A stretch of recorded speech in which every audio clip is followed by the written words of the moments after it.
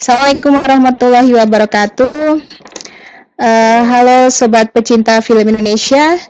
Pastinya kalian tahu bahwa salah satu agenda penting bulan ini adalah akan segera rilis atau tayang salah satu film bertema religi, yaitu film Kalam-Kalam Langit ya. Nah, pada kesempatan ini salah satu tokoh penting yang hadir pada kesempatan mini conference malam ini adalah Bapak Haji Doni Ramadan, yaitu beliau adalah selaku Direktur Putar Films Production, dalam hal ini adalah produser dari film Kakak Kalam-Kalam Langit ini sendiri. Selamat malam Pak Doni. Selamat malam. Sehat Pak? Sehat, alhamdulillah. Alhamdulillah. Sibuk ya Pak ya, udah mau mulai rilis nih. Iya. Oke. Lagi persiapan buat premier. Oke. Kita langsung aja ya Pak ya. Sedikit karena di sini temanya adalah lebih ingin mengenal lebih dekat tentang Kalam-Kalam Langit ini sendiri. Mungkin bisa diceritakan Kalam-Kalam Langit ini ceritanya tentang apa sih Pak? Lebih detailnya. Ya, Kalam-Kalam ini ceritanya tentang kehidupan anak-anak di pesantren. Kemudian di dalamnya ada cita-cita, ada kisah cinta, ada pengorbanan, ada pengabdian terhadap kedua orang tua. Pokoknya kompleks banget deh. Oke. Ini kenapa ya Pak kalau boleh tahu memilih Lombok atau NTB ya dalam hal ini sebagai area syuting dari film Kalam-Kalam Langit Pak? Ya, saya ketika pertama kali disodorkan belum jadi skenario waktu itu ya, masih dalam bentuk ide cerita, sinopsis yang begitu panjang sekali. Itu setting utamanya adalah Cirebon dan Papua. Nah, sedangkan saya lihat alur cerita, ya, sedangkan saya lihat alur ceritanya ini adalah MTQ. Nah, saya teringat ketika 2014 yang lalu saya pernah bertemu dengan tokoh Lombok juga, yang kebetulan beliau juga seorang gubernur, ya, gubernur NTB sekarang. Beliau juga penghafal Quran dan sebagainya. Beliau juga kepengen membuat sebuah film yang mengangkat istilahnya keindahan Lombok, ya, kearifan lokal Lombok yang terkenal dengan kota beribu masjid. Kemudian dia juga mengutarakan bahwa 2016 akan menjadi tuan rumah MTQ. Nah, di sana saya teringat, kenapa saya nggak di Lombok saja gitu ya. Pertimbangannya adalah sudah jelas di sana adalah kota beribu masjid, diselenggarakan juga MTQ. Jadi temanya sangat nyambung begitu. Cirebon yang kita kenal dengan kota wali, di sana terkenal dengan kota beribu masjid, dan ada kedekatan secara historis ini ya, apa namanya, kehidupan beragama di mana Islamnya sangat dominan sekali. Oke. Berarti dalam hal ini memang film Kalam-Kalam Langit sendiri adalah ini ya, terkait film religi ya Pak ya, religi keislaman ya Pak ya. Iya. Oke. Ya, betul. Baik. Proses kalau boleh tahu berapa lama Pak proses syuting kemarin Pak selama di Lombok? Syutingnya mah cepat ya, persiapannya agak lama. Syuting itu kita memakai hanya 2 minggu. Ya. Oh, cepet ya? Persiapannya yang di bulan Mei. Cepat sekali. Karena mungkin karena persiapan kita yang cukup boleh dikatakan cukup lumayan lama ya, dari bulan Mei. Kita syuting di bulan Oktober. Oke. Ada kendala nggak Pak selama syuting? Mungkin dalam hal ini ada perbedaan budaya dan sebagainya di sana gitu? Kalau kendala secara secara umum sih ya, nggak terlalu menyulitkan. Karena ini memang film nasional yang kebetulan saja lokasinya bersetting di sana. Kita kita hanya mencari Ja'far itu punya ibu orang asli Lombok ceritanya. Nah, kita cuma nyari seorang gitu. paman yang memang asli dari Lombok, si Ja'far itu. Si Jupe barusan pesan saya ngangkat. Oke. Gini. Oke. Jadi Ya. si Ja'far itu kita nyari paman, dapatlah si Qadir. Ya memang kita casing di sana. Nah, jadi istilahnya Memang orang asli sana, Pak. Iya. Aksen Lombok itu diwakili oleh pamannya si Ja'far itu, si Qadir. Gitu. Maka ada penonton yang bilang, kenapa ini dialognya nggak Lombok? Lah memang ini bukan film Lombok, ini film nasional. Seperti itu. Oh gitu, oke. Tapi maksudnya logat-logat itu sempat dikeluarkan di film itu, Pak? Sempat diperlihatkan di film itu, gitu? Melalui pamannya Ja'far. Gimana? Jadi maksudnya tetap logatnya itu tetap sempat diperlihatkan juga gitu, logat dari Lomboknya melalui pamannya Ja'far di film Kalam-Kalam Langit. Iya, betul. Ya, benar. Jadi terwakili lah. Oke. Sangat kental sekali. Terwakili lah ya. Iya. Oke. Nah ini Pak, kalau dilihat dari judulnya kan Kalam-Kalam Langit ya, berarti berkaitan erat dengan nilai religi. Sesungguhnya nilai apa sih, nilai istimewa apa sih yang ingin ditampilkan di film Kalam-Kalam Langit ini? Nilai yang ingin saya sampaikan di dalam film ini memang sesungguhnya adalah nilai kecintaan kita kembali kepada Al-Quran. Nilai itu yang kita mau ambil bahwa di ayat-ayat Quran itu begitu banyak diajarkan oleh Allah Subhanahu wa taala kepada kita untuk kita berpikir. Nah, di dalam surat film ini Ja'far selalu membacakan surat Ar-Rahman. Pada petikannya ada fabi ayyi ala ya rabbikum tukadziban. Nah, itu kita dekatkan dengan keindahan-keindahan alam di sana yang kita ambil secara landscape, drone dan sebagainya. Kita sebenarnya bukan hanya sekedar ingin mengambil keindahan. Kita ingin menggambarkan bahwa begitu besar nikmat yang Allah sudah berikan satu saja, yaitu keindahan alam, ya kan? Nah, di daerah-daerah Indonesia ini kan bagaikan surga dunia katanya. Ratna Mutu Manikam gitu, bahkan dikatakan Pulau Dewata. Bergeser sedikit dari Bali itu Lombok yang lebih luar biasa lagi, memang belum terekspos saja. Nah, inilah yang harus banyak kita syukuri. Begitu banyak pantai-pantai indah di Jakarta pun banyak yang rusak. Kenapa? Karena tidak disyukuri. Melalui film ini kita ingin bicara bahwa secara general bahwa kita senantiasa harus mensyukuri nikmat yang Allah sudah berikan kepada kita.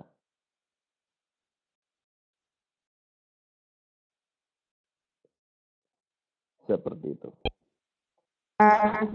Ini terkait juga ya Pak, ya kan ada kalimat dalam Quran surat Ar-Rahman yang senantiasa disebutkan ya, diulang-ulang di film Kalam-Kalam Langit. Dalam hal ini ingin menunjukkan, apakah menunjukkan hal yang sama Pak dari kalimat tersebut? Ya, banyak hal. Bersyukur nikmat kan bukan hanya kepada apa yang kita lihat ya, tapi apa yang kita rasakan. Ja'far dalam hal ini sangat kompleks sekali apa yang dia rasakannya. Dia terlahir dari dua ayah ibu yang memang betul-betul dua-duanya adalah juara MTQ di zamannya. Ayahnya juara MTQ, ibunya juga Korea, gitu ya. Dan akhirnya juga harus belajar untuk menghadapi apa yang dia jalani dalam hidup. Dia pasrah saja dan dia bersyukur ketika dia dilarang oleh ayahnya untuk tidak ikut MTQ karena jual beli ayat-ayat Allah, begitu ya bahasa ayahnya. Ja'far mencoba untuk mematuhi itu, walaupun kata hati kepengen ingin membahagiakan ibunya, karena pesan ibunya adalah dia harus berprestasi dan harus menjadi seorang pembaca Quran yang terbaik, seperti itu. Jadi memang betul-betul ini belajar untuk mensyukuri nikmat dari berbagai hal, gitu ya. Baik dari dari apa yang dia lihat maupun yang dia rasakan. Dan Ja'far mewakili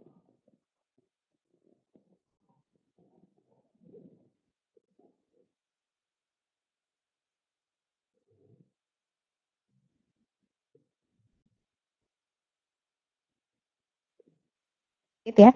Lanjut lagi. Saya dengar ini ada beberapa kori dan koriah nasional juga diikut sertakan dalam film. Apakah benar, Pak?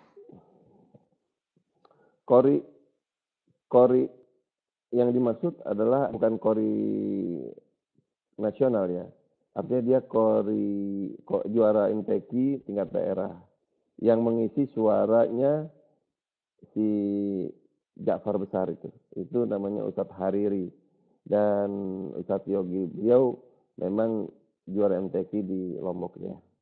Ya, istilahnya antar daerah lah seperti itu. Adapun yang kecil itu Nasron Azizan dan Namira Syakira itu. Nasron Azizan adalah hafiz dengan hafalan 20 juz dan Amira Syakira itu dia juara MTQ tingkat madrasah ibtidaiyah 2015.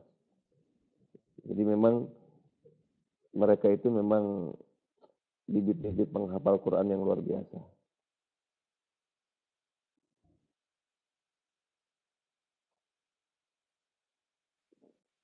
Sebagai pemeran Jafar sendiri ya, terutama ya Jafar, dan satu lagi ada tokoh teman baiknya itu ya Pak ya, siapa namanya, Anissa ya, siapa saya lupa namanya. Anissa.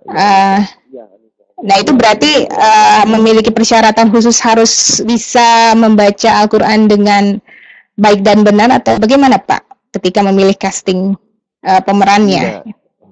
Kita sih kepengennya ideal ya. Cuma kan memang dunianya udah beda gitu ya. Jarang sekali aktor yang bisa dia membaca Quran ya. Kecuali mungkin satu saat mungkin saya ya. Saya juga kan kalau saya jadi aktor, kebetulan saya dulu juara MTQ. Tapi kan jarang. Saya dulu juara MTQ tapi saya bukan aktor gitu ya. Nah, Dimas dia aktor tapi dia bisa baca Quran tapi dia tidak fasih dalam tilawah Quran. Jadi film itu kan sebuah cara untuk dapat meyakinkan para penontonnya. Maka untuk betul-betul real kita menggunakan memang pembaca Quran yang betul-betul dia memang bisa tilawah dengan baik gitu ya, dengan fasih, dengan makharijul huruf yang baik gitu. Sehingga orang yang menonton pun merasa bahwa ini beneran gitu ya, ini beneran gitu ya, walaupun sesungguhnya ini adalah lip sync seperti itu.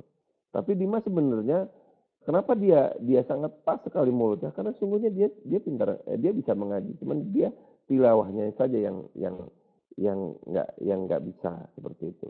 Jadi dia cukup pandai untuk ngepasin gitu ya, jatuhnya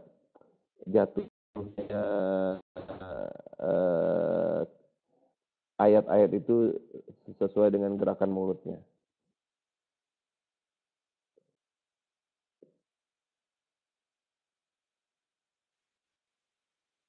Di film ini saya lihat ada tokoh-tokoh yang unik ya Pak. Maksudnya tokoh-tokoh penting yang saya kenal di publik gitu ya. Siapa aja sih Pak yang diajak kerjasama di film Kalam-Kalam Langit ya, baik itu pemain, sutradara ataupun ahli sinematografi atau tokoh lainnya. Siapa aja Pak? Melibatkan siapa aja? Film ini yang cukup memberikan sumbangsih besar yaitu pertama dari krunya ya. Krunya itu ada Mas Fauzan Rizal. Beliau juga seorang DOP yang handal ya di Indonesia. Juga beberapa kali di festival gitu ya. Kemudian dia juga pernah menyutradarai bahkan film yang cukup laris manis itu Habibie Ainun ya. Kemudian juga dia mendapuk gapnya dia ya, yang senantiasa 15 tahun berjalan sama dia itu, yaitu Tarmizi Apkah. Jadi sudah sangat tahu apa namanya, gambaran-gambaran angle-angle kamera yang sudah biasa Mas Fauzan lakukan seperti itu. Jadi cukup familiar gitu ya. Kadang kan ada yang sutradara begitu sampai lokasi dia bingung angle-nya seperti apa. Tapi saya lihat Tarmizi itu udah kayaknya kayak orang baca Quran tuh udah 30 juz gitu. Jadi dia hafal hari ini angle-nya seperti ini settingnya seperti ini, angle-nya seperti ini. Dia udah klop antara dia dan Fauzan Rijal udah klop gitu. Jadi itu deh yang sangat membantu. Yang kedua juga Dimas ya. Dimas ini yang luar biasa buat saya. Kita tadinya meragukan bahwa dia kan lebih banyak dulu main sinetron gitu ya. Apakah dia bisa secara filmis memainkan peran Ja'far? Tapi begitu di lokasi dengan persiapan yang mepet sekali, itu luar biasa sekali. Ada salah satu editor senior yang juga menjadi supervisi dari film ini, supervisi editor, dia bilang ke saya bahwa Mas, ketika saya mensupervisi hasil edit ini dari awal sampai akhir, saya nggak ngeh kalau itu Dimas Seto yang main. Karena dulu setiap sinetronnya saya terus yang ngeditin dia. Jadi saya paham banget aktingnya Dimas. Tapi di film Kakak ini dia sangat beda. Seperti itu. Nah yang dua pemain yang luar biasa buat saya juga adalah kehadirannya Om Mathias Muchus dan Henidar Amro. Ini juga menambah kepercayaan diri gitu ya dari seorang sutradara dalam mendirect pemain-pemain ke kelas mereka itu.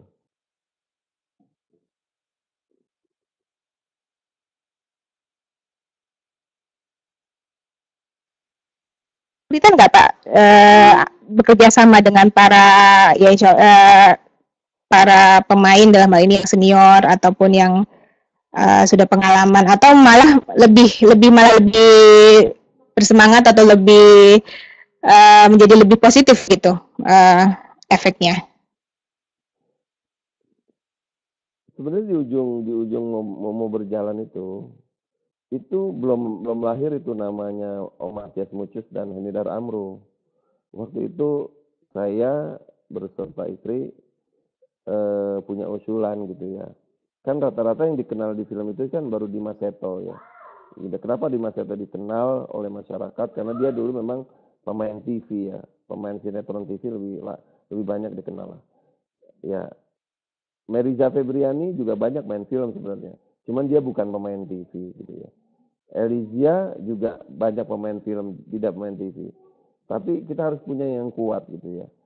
Ada tokoh ayah ibunya Ja'far. Maka waktu itu saya usulkan kepada saudara, gimana kalau Om Muchus dan Bunda Henidar gitu ya. Nah alhamdulillah juga ada yang bersambut, saya menawarkan ke beliau, Bunda Henidar dan Om Muchus, beliau bersedia. Dan buat saya makin nambah gitu kepercayaan diri saya lihat sih. Makin asik, karena mereka juga asik banget kerjasamanya. Kita udah kayak kekeluargaan banget kok. Udah gimana ya, pokoknya udah kayak keluarga semuanya. Bahkan Dimas sendiri yang ngakui bahwa produksi ini sangat beda banget, di mana dia juga pertama kali menginjakkan kakinya di pesantren gitu ya. Bahkan sekarang kalau ke Lombok itu dia nggak jarang nginep di hotel itu, dia nginep di pesantren terus, luar biasa dia.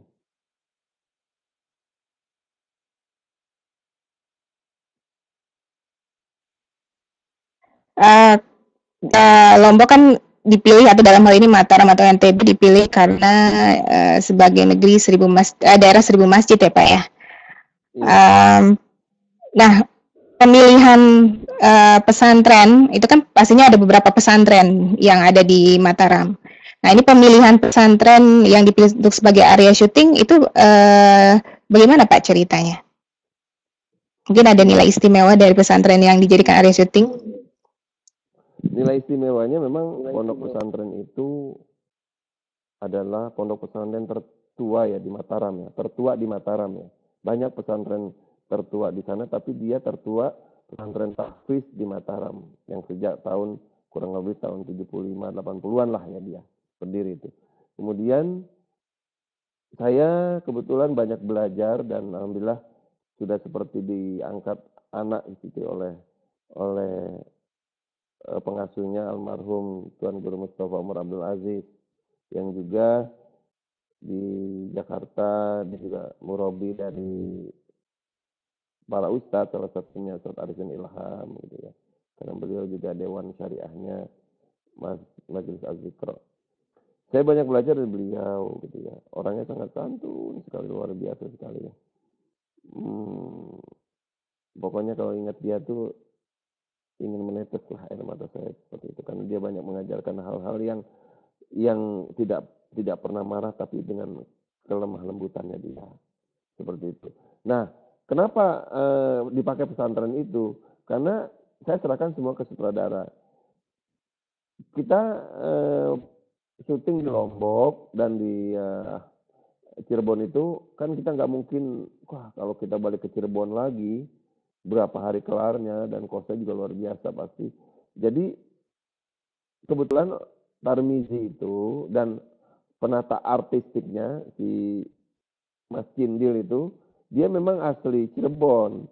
Jadi dia melihat ornamen-ornamen yang ada di Al-Ajiziyah itu di beberapa sudut itu sangat menggambarkan Cirebon seperti itu.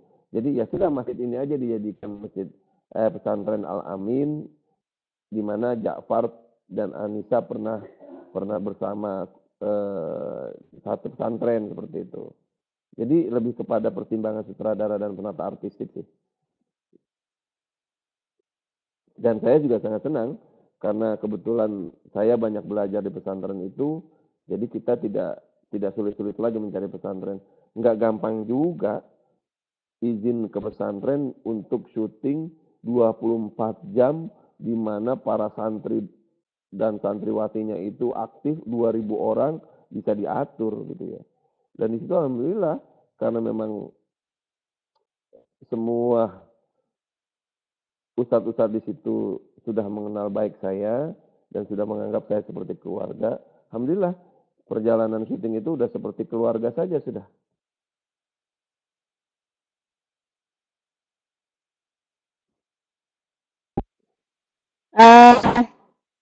Setahu saya sudah tayang ya Pak ya di Lombok ya film Kalam-Kalam Langit ini.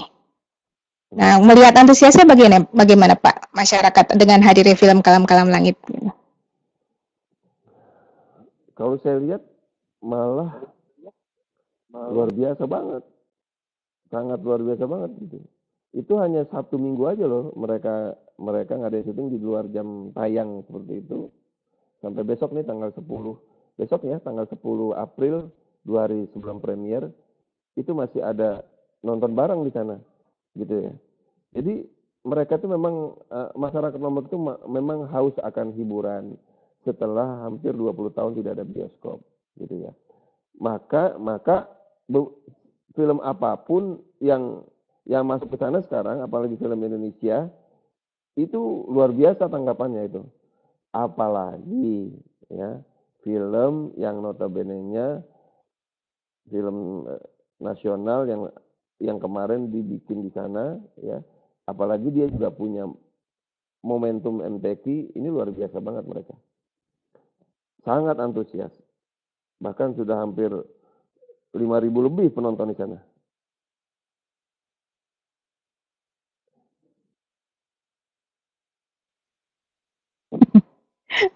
Oke Pak, mungkin ini sebagai kalimat penyemangat, kenapa kita perlu nonton film Kalam-Kalam Langit? Gitu, kalau dari Bapak sendiri. Sebagai penyemangat, kenapa kita harus nonton film Kalam Langit? Ya, karena supaya bisa menularkan apa ya sisi kebaikan dari penggambaran tokoh di sini gitu ya. Di mana Ja'far sebagai seorang anak begitu patuh terhadap orang tuanya.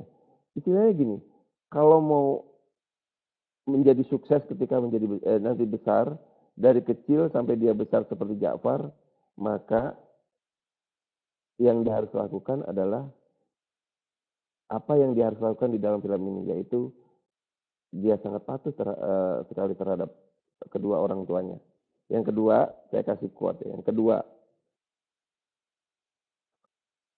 ada kalimat kunci di sini buat penonton remaja. Tadi itu harapan sebuah ayah, ibu, ya, anak-anak, adik-adik kita yang masih SD. Kalau kita mau berhasil, dia harus melihat bagaimana perilaku Ja'far dari kecil sampai besar sehingga dia bisa menjadi juara MTQ nasional.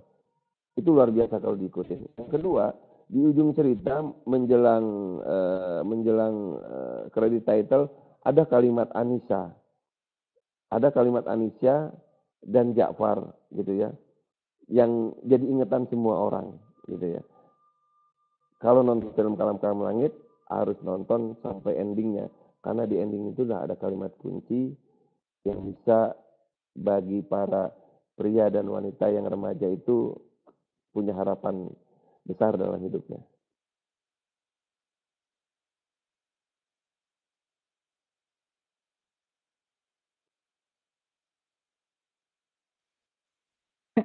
Dan semua penasaran ya. Oke, kapan nih Pak? Mungkin sekali lagi mulai tayang di bioskop film Kalam-Kalam Langit resminya. Mulai tayang di bioskop mulai tanggal 14 April 2016 ya. Kita serentak main di bioskop. Alhamdulillah dari XX1 dan grup 21 itu SS1 ya dan grup 1 kita dibukakan layar 52 layar ya. Kemudian dari non XX1-nya itu non 21 ya, itu ada 24 layar. Kemudian dari Cinemax 6 layar, dari CGV Blitz 6 layar. Itu untuk start pertama, mudah-mudahan mulai tanggal 14 April para penonton berduyun-duyun ke bioskop untuk menyaksikan film Kalam-Kalam Langit.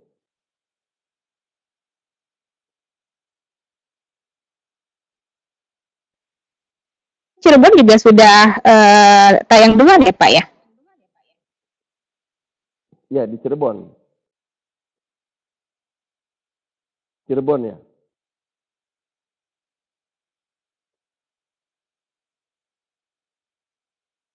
Ya, di Cirebon kemarin memang agenda khusus. Ya, saya tanggal 6 April kemarin itu bertemu dengan Pak Bupati ya.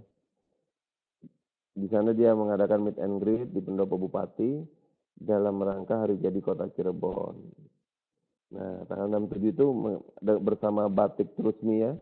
Mbak Seli itu luar biasa sekali juga supporter terhadap film Kalam-Kalam Langit. Itu mengadakan meet and greet. Ada dialog juga di TV lokal dengan pikiran rakyat dan semua media di Cirebon sana lah. Dan tanggapannya luar biasa sekali. Para kiai juga banyak nonton di sana, luar biasa sekali. Saya bersyukur nggak ada yang bilang film ini jelek, nggak ada. Bahkan yang saya cukup terharu ya. Tanggal 3 April saya diundang nonton di Surabaya oleh pengurus PWNU se-Jawa Timur. Itu ada Sekjen PWNU se-Jawa Timur, Profesor Zaki. Sehabis dia menonton, dia memberikan himbauan kepada masyarakat studio yang di dalam itu berkapasitas 200 orang. Ada kalimat yang menarik bahwa bagi para yang hadir di sini sangat rugi buat Bapak Ibu yang keluar dari bioskop ini tadi menyaksikan film Kalam-Kalam Langit. Beliau berkata begitu, sangat rugi untuk tidak menceritakan apa yang sudah dilihat, apa yang sudah dirasakan dalam film Kalam-Kalam ini yang sangat luar biasa. Itu yang sangat saya bahagia sekali mendengarnya bahwa apa yang saya cita-citakan untuk sebuah penyampaian pesan di dalam film ini ditanggapi oleh seorang yang notabene-nya ustadz, ya kiai dan juga profesor begitu mendalam. Itu luar biasa pesannya.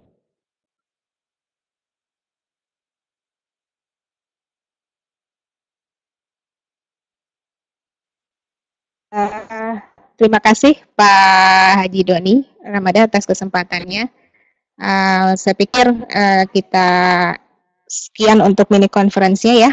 Sukses Pak. Mudah-mudahan Kalam-Kalam Langit tembus ya. Target berapa nih Pak rencana? Target yang terbaik yang ada. Rencana, karena Allah yang merencanakan ya. Iya betul. Oh, yang ya. terbaik dari yang sudah baik. Oke, sukses ya Pak. Ya, Oke. terima kasih. Ah, ya. Oke, oke sobat pecinta film Indonesia, jangan lupa tonton film Kalam-Kalam Langit mulai tanggal 14 April 2016 di bioskop kesayangan Anda. Kita tutup dulu mini conference kali ini. Wassalamualaikum warahmatullahi wabarakatuh. Terima kasih. Waalaikumsalam. Oke. Kenapa juga?